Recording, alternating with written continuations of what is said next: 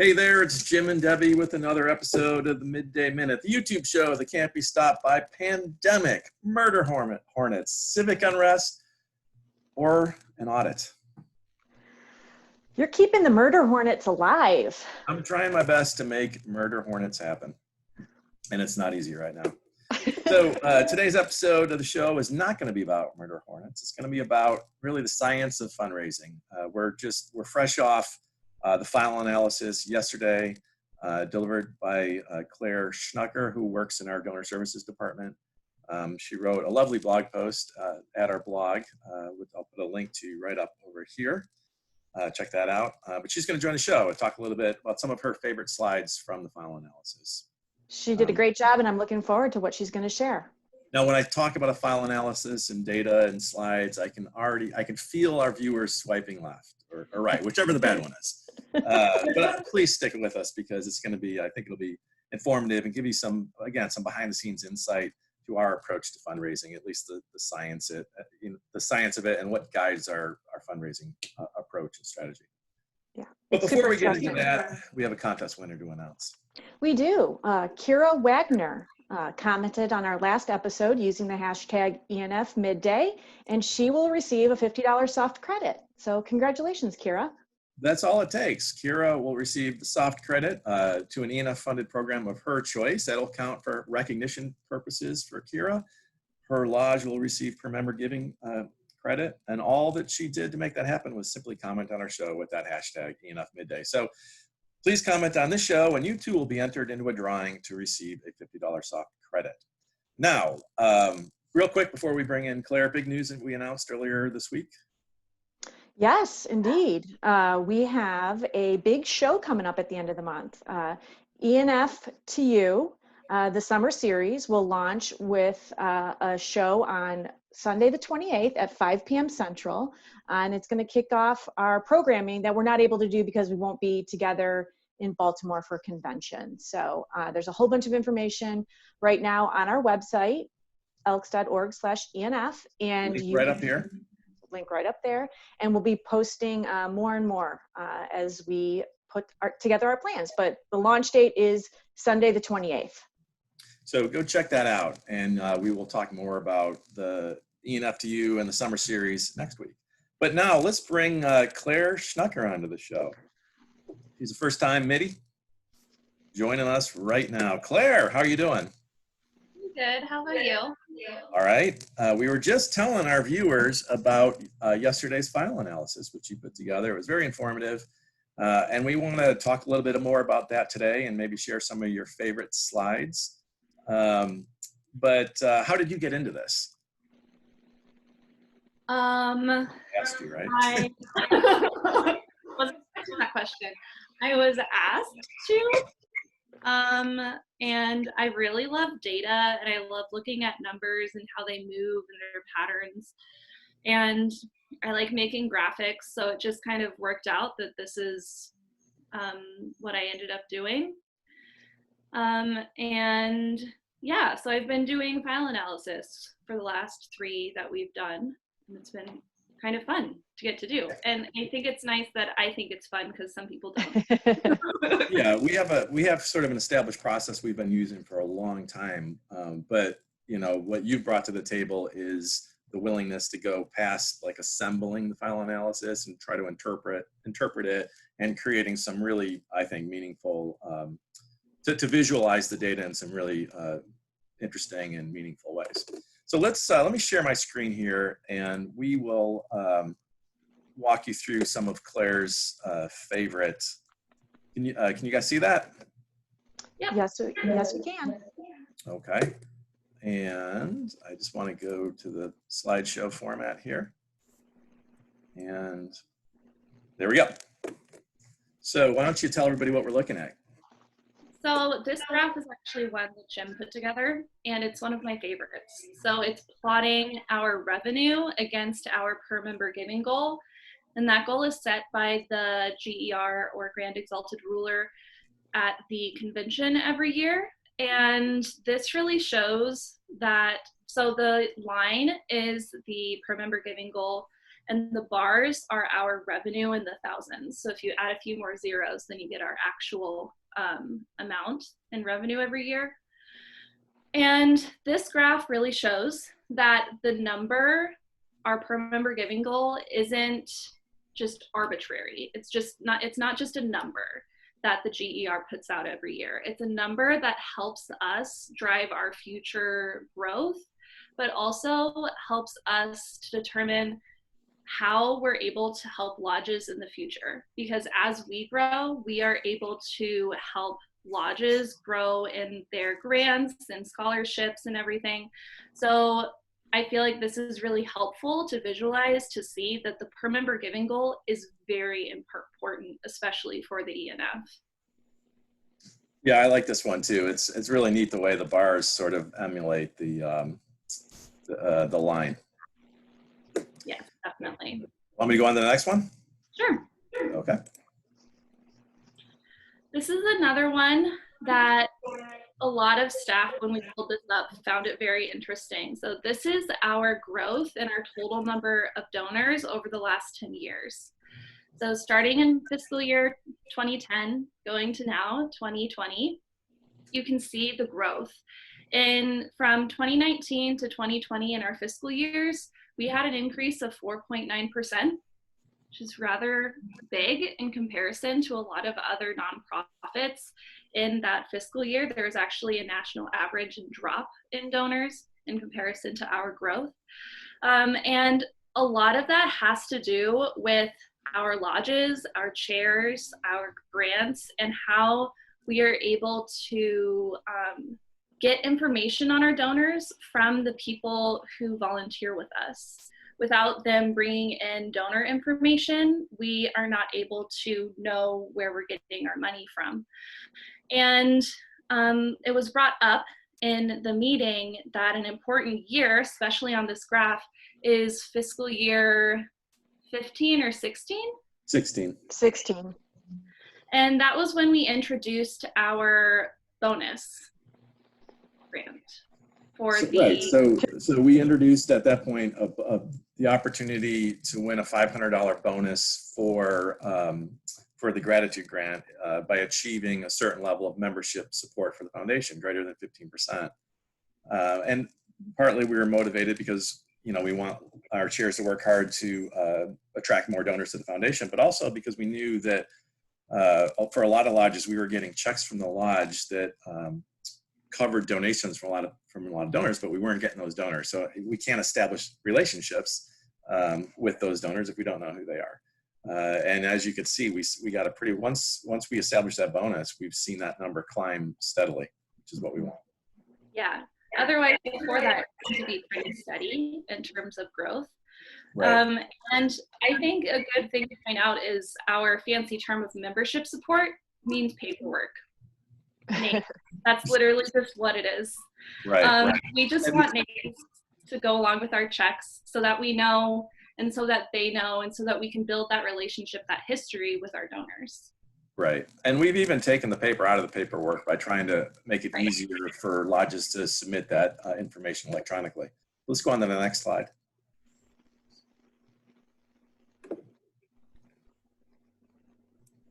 Okay. So this is another one that people really enjoyed at the file analysis. It is looking at the ENF retention rates, or people who stay, versus national retention rates in terms of our donors. And the green cones are the ENF, the blue cones are national. So it's looking at new donors, renewed donors, people who have given in the past, are giving this year, and will probably, based on this retention rate of 70%, be giving next year. And then recaptured donors. That's where my attention was very much grabbed. And the national average for recaptured donors is around 4%. We're at about 45%. Recaptured is the idea of someone who didn't give last year or who hasn't given in the last 10 years coming back and then giving again next year. So part of the reason why this number is so high is our volunteers and our programming and the lodges in themselves. Our donors are the Elks. And if they didn't give 10 years ago, and then all of a sudden there's a new chair, or there's a new volunteer, or there's some sort of grant that really impacted them emotionally, then they start to give again because they realize that we're still here and we're still supporting them. And that's why our recapture donors are so high. It's because of the Elks and the communities that they already have, and that is who we are and who our donors are, is our communities. Another thing I'd like to point out here is on the new donor side, you know, we're doing pretty well at almost 35% retention rates for our new donors compared to 20% nationally. So nationally, you know, 1 out of 5 new donors, and we're a little better than 1 out of 3. You know, but our goal is to be better than average, which we're doing here. But, you know, we still see that and say 35%, we want to do better. We recognize that we're doing a lot better than the average nonprofit, but we want to do better still. Go on to the next one. Yeah. So lapsation by giving frequency. We were just looking at retention rates, so people who stay. Now we're looking at people who go. So it's a little bit different. Got to change our perspective. And this slide is very important to the ENF in our approach of how we're talking to volunteers, donors, our programming. And that is because our one gifters, people who give one gift to the ENF, make up about 73% of all of our donors. And if you look, they have a lapsation rate of a high 40 percentile. And that's been pretty average for a while, and that's high. So we've realized that the more people give in a year, in a fiscal year, the less likely they are to lapse. We're still in their mind, we're still around.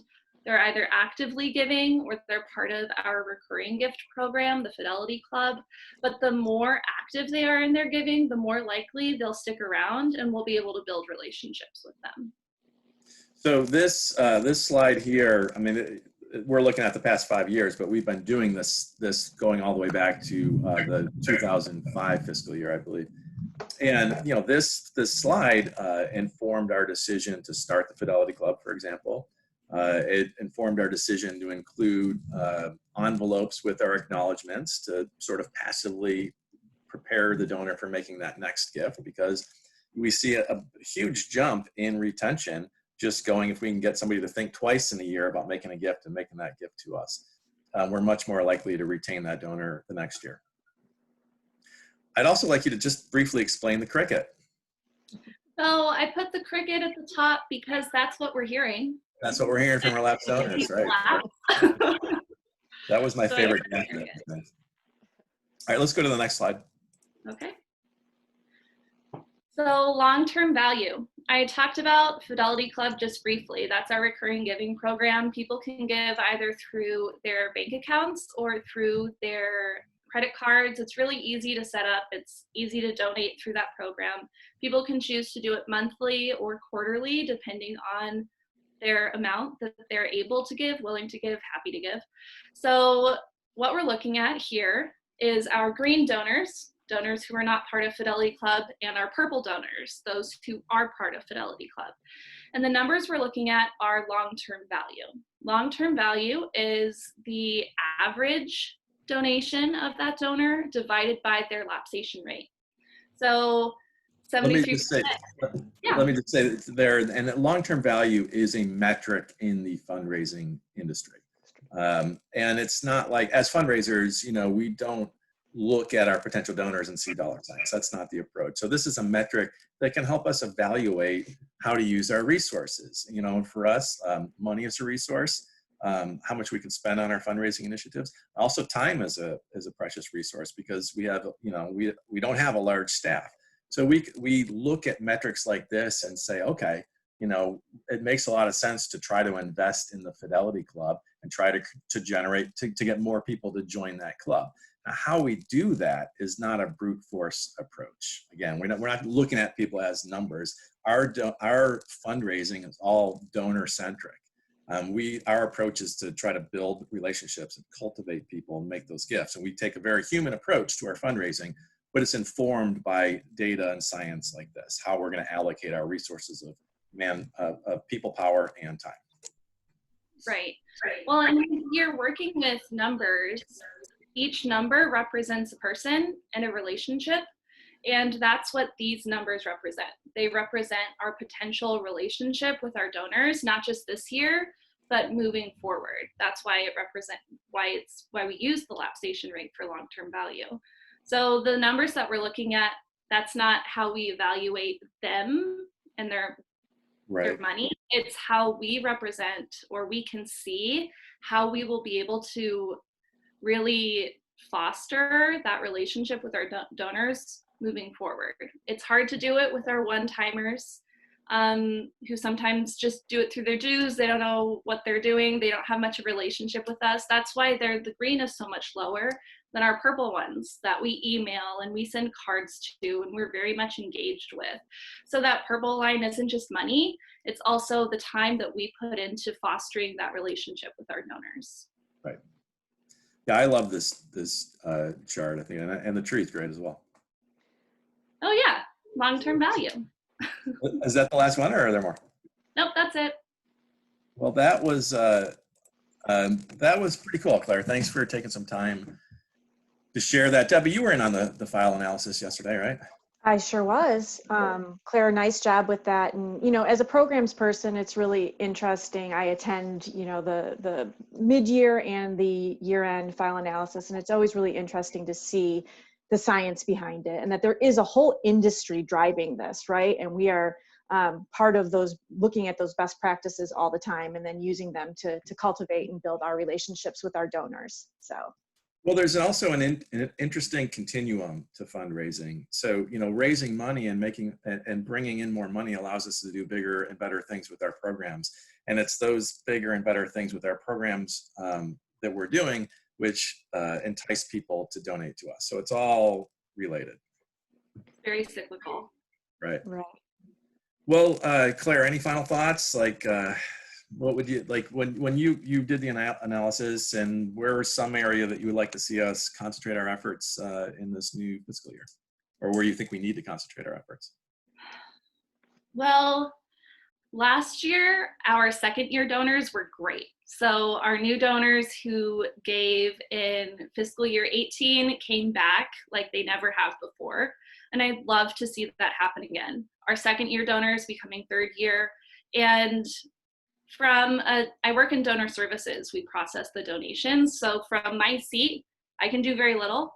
So I would love to see our chairs and our secretaries continue that momentum of our new donors becoming better acquainted with us and continuing their relationship with us. So we sliced that, you know, in that one slide we looked at new, renewed, and recaptured, but we further sliced renewed into second year, third year, and then renewed donors. So we see it as a journey to get to renewed. Renewed donors for us renew at a rate of around 75%, whereas you saw new donors renew at about a 35% rate. So, you know, we bring in, I think last year, about 27,000 new donors. And so, you know, 85 or 9,000 of them, I guess, are going to renew, right? Based on these numbers. But, you know, if we can improve that new donors, it means we're building that pipeline to get to more of them renewing at the 75% rate. Right. And that's one area where our fundraising chairs can really help, because we don't have that many opportunities to interact face-to-face. Certainly now we don't. But right. Even in a more perfect world, we don't have that many opportunities to interact face-to-face with our donors, but our chairs do. And they're the ones who are best positioned to try to retain those first-time donors. Well, Claire, thank you very much for taking some time to join us on the show. We really appreciate it. You did a wonderful job with file analysis, and I think you've taken it to the next level.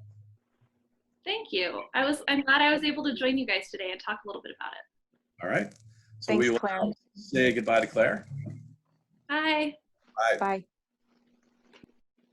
So again, we encourage you to check out Claire's blog post. It was really, you know, she's an excellent writer, in addition to being really good at visualizing data. Absolutely. So any final thoughts, Debbie? Yeah, I just wanted to say, you know, we started talking about the percentage of members who give back in our, I think it was our 2011 strategic plan. when we started looking at how many, the percentage of members that do give to the foundation, and we've increased that by almost 5% in the last decade, right? And Right. that's something we should be really, really proud of. We I didn't think it's shocking to people to know how that less than 15% give to the foundation. right. And we Programs we didn't, support. that number it comes from more science that we did not share in this particular presentation. But we've tracked membership growth against the percentage of lodge members who donate to the foundation for years, and consistently that group where more than 15% of the members donate have performed better from a membership standpoint. They've had better membership numbers. And that's where that number comes from. It's all sort of related. Right, and great that we're able to tie that to the gratitude grant as our way of, showing our gratitude for lodges that do support us. We've been and members that support us, I should say. Right. We try to use, to the extent we can, we try to use our programs to incentivize certain behavior. Right. I also want to point out that, Debbie's been attending these. We do the file analysis twice a year, as Debbie said, the mid-year and the year end.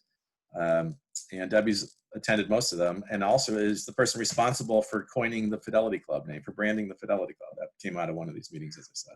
And thanks for that recognition. You're welcome. All right. Reminder to comment on the show. Tell us what you thought of those charts or any charts you'd like us to see. Use the you would like to see. Use the hashtag ENF Midday, and you will be entered into a drawing to win a $50 soft credit to the ENF-funded program of your choice. If you've liked this video, give us a thumbs up or a thumbs down if you didn't. Either way, feel free to share it. Subscribe if you're not already a subscriber, and tap that bell so you will be notified every time we release new content. And thank you for tuning in. Thanks, everybody. Bye.